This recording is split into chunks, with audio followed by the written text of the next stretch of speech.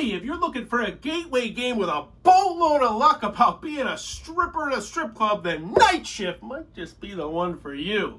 For everybody else, it's pretty good too. Let's talk about it.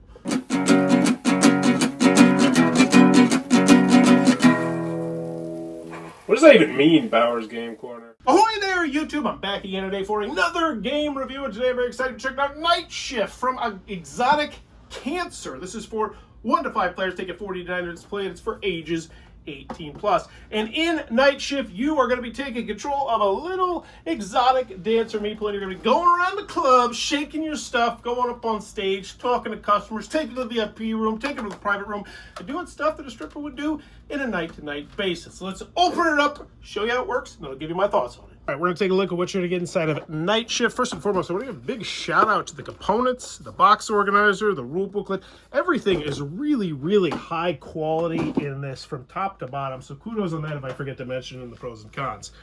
So in Nightshift, you're going to be taking control of an exotic dancer who's going to be wandering around the club at night, trying to talk to customers, get money out of their pocket, get them to subscribe to your OnlyFans channel by essentially having them have a good time in the private room and the VIP room, going up on stage, dancing, doing a variety of different other things you'd be doing in a strip club.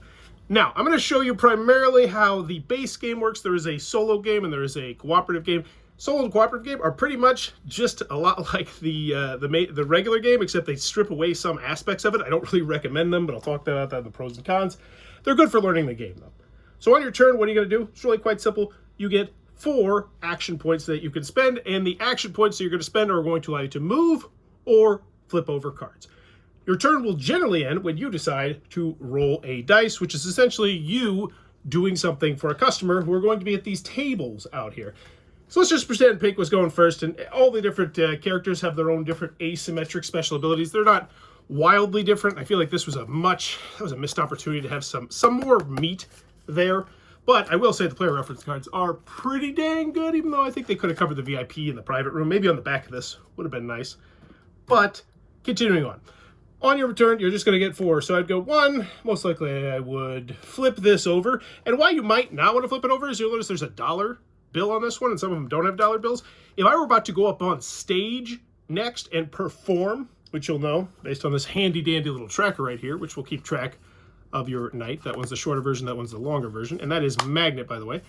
So if you're about to go up on stage, you wouldn't want to flip over this person because they're going to tip you if you don't flip them over, right?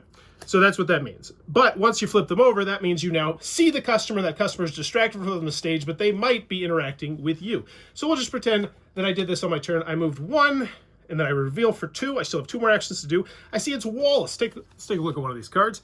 You'll have the name up here, flavor text here. It's pretty funny, I will say. I do enjoy the flavor text. I'm not much of a strip club guy myself, but I do know the characters and the arts types. We got 3 stars right here. That means this is a very good customer to get. An 8 heart right there. This means a couple things. First, if this person is committed to you to go to either the private room or the VIP room, which we'll talk about a little bit later, that means that someone else, another dancer who might want to come up and steal Wallace's fancy, has to roll higher than that. But it also is the number that's going to go towards your loyalty count at the end of the game, because as I mentioned, you're trying to get these people to be your essentially your OnlyFans subscribers, and some of them are going to contribute more or less. So Wallace is a good one to get here with an 8. However, Wallace also has really important text right here, which will dictate whether or not we want to talk to Wallace. So how it works is, if you decide you want to talk to a customer, you go up to them. You have to make sure you're on the same space. You roll the D10. This ends your turn for all intents and purposes. You don't get to use your actions anymore. And then depending on your roll, you have to decide which one of the actions you want to do that you can do. So for instance, I had a 9+, which means I could not do that top action with my 8. However, I could do the 4+, or I could do the 1+. The 1+ is negative, so obviously I probably won't do that. The 9+ is receive $3,000 and then discard this card, and the 4+ is receive $2,000. So that might be good if I really just wanted to get some cash. By the way, it looks like it's paper money, but it's actually like this. It is, but it's like, it's glossy. It doesn't feel like typical crummy paper money. I will give them that. But that's not what we want this time, because right now, most likely, we want to try and get someone either into the VIP room or the private room. Reason being, we're not going to go up on stage. We just started the game, so next round we see no one is up on stage. The third round, yellow, pink, and purple will go up on stage. So we'll say, you know what, with our third action, we'll go here, and with our fourth action, we will reveal this, and we have Gertrude. So now, we've used all 4 of our actions, so we're pretty much committing to rolling for Gertrude. And Gertrude is a former dancer 60 years ago who's here to reminisce. Watch out. She still knows how to seduce customers. So if you get a 1+, you receive a champagne. Now, this is really good because we haven't talked about champagnes and shot glasses yet. But you can have up to 3 drinks. The shot glasses you'll be using primarily around the board. Once again, on our handy dandy player reference, it'll tell us to add 1+ to your roll. So last time we had an 8 on Wallace, so this shot glass would get us up to a 9. I like how it works thematically. Or add 1 energy so we can move a little bit more around the board and reveal stuff. The champagne, however, is going to cost you $1,000 if you go up to one of these 3 spots up here and buy it from the bar. And by the way, that's not an action. So like I said, the only 2 actions you can do are reveal and move. But the champagne tokens specifically are going to allow you to cancel and redo an action in the VIP and private room, because there's a press your luck mini game in both the VIP room and the private room, which we'll talk a little bit about later. So to end this particular turn, we have used our 4 actions, so we will roll, because once again, this is not an action, but it does end our turn. We get a 2, which sucks. So we're not taking it to the VIP. However, we will receive a champagne. We would immediately receive a champagne. However, for this particular purpose, we're going to cheat, and we're going to pretend that we had rolled a 7, and we have convinced Gertrude to commit it to the VIP room. So we take our blue token here, since we're the blue dancer, and we would, boom, commit to the VIP room. Which means next turn, next round, I should say, when it gets to our turn, we are going to be able to take Gertrude into the VIP room, play that little mini game, and hopefully get cash out of her and turn her into one of our OnlyFans subscribers. However, our turn is over. We've used our 4 actions, and now it's going to go to the next player. So moving on to the next player, we have our pink player here, who once again could just go 1, 2, reveal, see another customer, decide to do it, potentially keep them, or go 3, 4, flip this over once again, and potentially see if they want to do that. Or, which I think we're going to do, so we can show you, is she's going to try and seduce another customer, which means she has to get higher than that number in there. This is called stealing committed customers by rolling their loyalty or higher. Excuse me, their loyalty or higher. So we go over here to Gertrude, and we would roll a 10, which now means that she is no longer going to our VIP room. She's going to go to the VIP room with us. And you can only steal a customer once. So let's talk about the VIP room and the private room in a second, because those are the 2 little mini games. But I want to talk some more about the power cards, because the power cards we haven't talked about, and they are incredibly versatile. They will generally tell you exactly when to use them on the bottom of the card. This replaces your roll. The customer must be face up. Can be used on any player, including yourself. I got to give them a big shout out on all this flavor text on the bottom of these cards, but there's lots of cards that will do a whole variety of different things. So you're going to want to stay on top of these cards. And you start the game with some power cards, I believe, as well. And you'll get more power cards when you go up to the stage and you perform, which we'll talk a little bit about later. It's not really much to shout about. It's just you go up there, you get some money, you get some power cards, and then you go back out and keep doing your thing. But let's talk about the VIP room and the private room, because they each have their own little press your luck games, but for the most part, they're very similar. So we're taking Gertrude to the VIP room. Let's pretend that we have moved on to the next day. We don't have to go on stage, because if we did have to go on stage, we would potentially have to abandon Gertrude, which is not good, or we'd have to pay the club $1,000, also not good. So luckily, we're not going on stage. We don't have to worry about that. And let's talk about the little mini game in the VIP room. It's really quite simple. You're going to start with one particular aspect. So since I am, what am I, pink? That means I already am compassionate. So I'd start with my trait right down here. And then I'm just going to roll this D10 right here. And the only thing that will bust me is if I get another compassion, because then I look phony. So you know what? I also like to be a party animal here. And then, you know what? I'll keep rolling again, because what's the downside? Well, if I bust, then I only get a certain amount. I believe it's like $1,000. Yeah, bust is $1,000. And this is actually very helpful once you learn how to use it. So yeah, we press our luck again. Oh, we're a little bit naughty. We say we're going to stop here. We just say, yeah, well, we're not going to risk it. We want to keep Gertrude. And the reason why we really don't want to bust is Gertrude is going to sign up for our OnlyFans if we don't bust. So we'll stop right here. We're a 1-star. We got 3 filled in, so we'd get $3,000. Then Gertrude would go into my personal pile. So at the end of the game, I would have 5 more on my loyalty track right here, which would get me money at the end of the game. So that's the VIP room. That's the mini game. Really quite simple. Also, if you get anything else aside from your main one, you don't bust. So if I got another party one or another sin one, that's fine. She's like, oh yeah, whatever. But the busting is only if you get your trade again. Moving on over to the private room, this one is, once again, press your luck. You're just going to reveal cards, and if you ever get 3 of the same one, then you bust. Right now, I might say, hey, I'm going to stop. I got 2 grabbing my breasts, and I got 2 rubbing my butt, and so we're going to stop. And since she'd be a 1-star customer, we'd get 500, 1,000, 1,500 bucks from the private room. And once again, though, more importantly, she would join our OnlyFans and go into our final score pile. So that's the VIP room. That's the private room. They each have their own little slightly different press your luck style game, but it is still pretty much the same thing.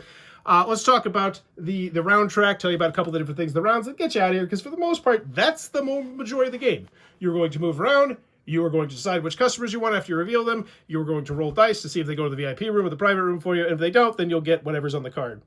And they will come in and out of the bar based on that symbol right here. That's essentially the refresh symbol. That means that any customers who are face up and are not committed, because committed means that you have one of these tokens right here on them, they leave the bar, they're done for the night, and then new people get out there.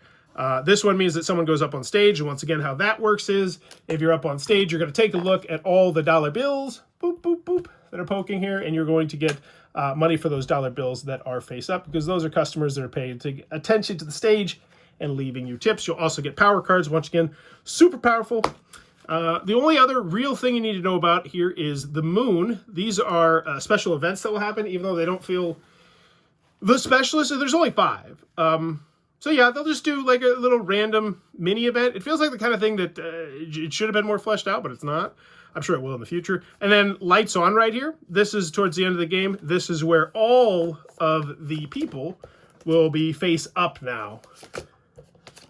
And so you can see exactly who you're dealing with and where you want to go to. And then if you get all the way to the final round and you still get someone who's loyal to you, like they want to go to the private room or the VIP room, you have like an extra little sliver right there where you could take essentially one last little turn.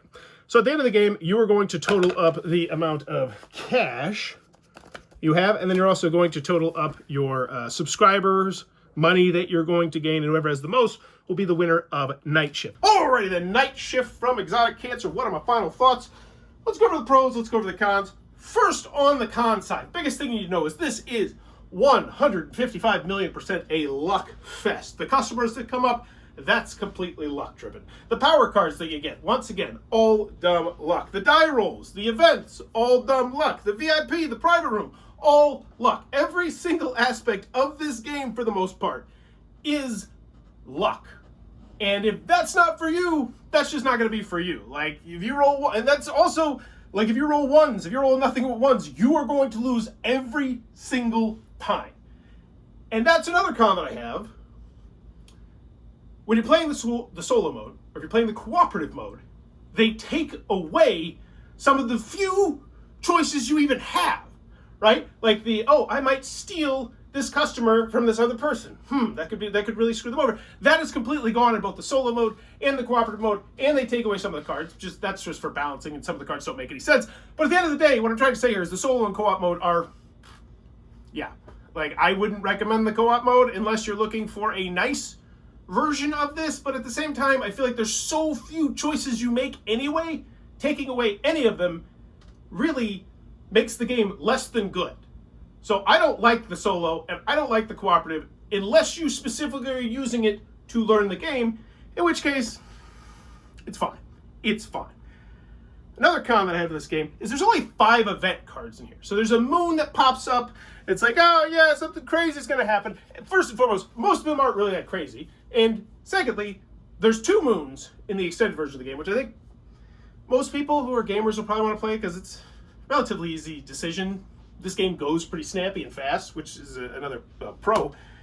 But there's only 5 events, and one of the events is very unclear, which I normally wouldn't hark on that much, but that's 20% of your event cards. And then I go back to the rule booklet, and I'm like, oh, cool. Thanks for putting absolutely nothing on the back page entirely. Like, oh, cool. Miniatures that I'm about to see. Like, there was wasted space in this rule booklet. And when I get to one of your only 5 event cards, and I'm like, and we sat there and we're like, I think this is what it's supposed to be. And someone's like, I think this is what it's supposed to be. And I was like, well, but if it was that, Well, no, he said that. He was like, if it was that, that means I could literally just change out cards forever and ever and ever and ever and ever. And I was like, well, that's kind of the way the card. Yeah, it's just they needed some more clarification on an event card. And what's extra surprising about it is they do a spectacular job with clarification on all the power cards. Like, all the power cards got little tiny bits of text on the bottom, which is like, this is exactly when you can play this card, or, oh, you gotta play it in exactly this situation or this scenario. And that event card, which is, it's a big deal, didn't have enough information, and there wasn't a clarification in the rule booklet, and it's a nitpick, but it popped up in 2 of the games I played. So, you know, you don't want to feel like you have a house rule every single time you play the game. Nitpick, though. So it's a luck fest. Could have used some event clarification. And yeah, those are the main cons that I have with this. Then the theme. Like, the theme feels like this is a pro, though. So moving on to the pros, I think it's good. I think it's a good game. I'd give it a 7. I think it has the bones of the game that I personally want it to be, and that I imagine a lot of people watching this video want it to be, which is this Euro, this interesting choices abound, like, oh, how am I going to be, you know, an exotic dancer tonight? How am I going to make my income? Maybe I'll do this, that, or the other thing. That doesn't have it yet. This feels like the rough draft of that Euro game. Well, I don't know if Euro is. There's a lot of luck here. But what the game does have is a really solid foundational core. It's easy to learn. It's easy to teach. Kudos on the rule booklet, and kudos on the how to play video. That being said, they recommend you take your first couple turns and then learn the rest of the rules, that shenanigans. If you're a gamer, if you played, you know, more than 5, 10 hobby-style games, just ignore that. Just learn all the rules in one sit down. It's not a lot. So that's well done. Components are well done. Graphic design, for the most part, is well done. I might have a couple nitpicks here and there where I feel like there was wasted space that they could have utilized once again on the rule booklet and on the back of the strippers. Like, I feel like that could definitely be utilized for something, even if it was just flavor text. But at the end of the game, I had fun. I had fun with the game. The theme comes across really well. I feel like the sense of humor comes across pretty well. And I'm not a strip club guy. I've been to it 10, 20 times in my life. You know, I turn them down. It's just, I'd rather earn that sneak peek. You know, just whatever. But I got a lot of the joke. And I know those type of people. I know those are some of my friends who I've known go to strip club. Like, oh yeah, that's that guy, or that's that person. And I think if you are more into that world, I think that this has the possibility to go from like a 7 to an 8. That's what I said at the very beginning of this. I think this is a good game.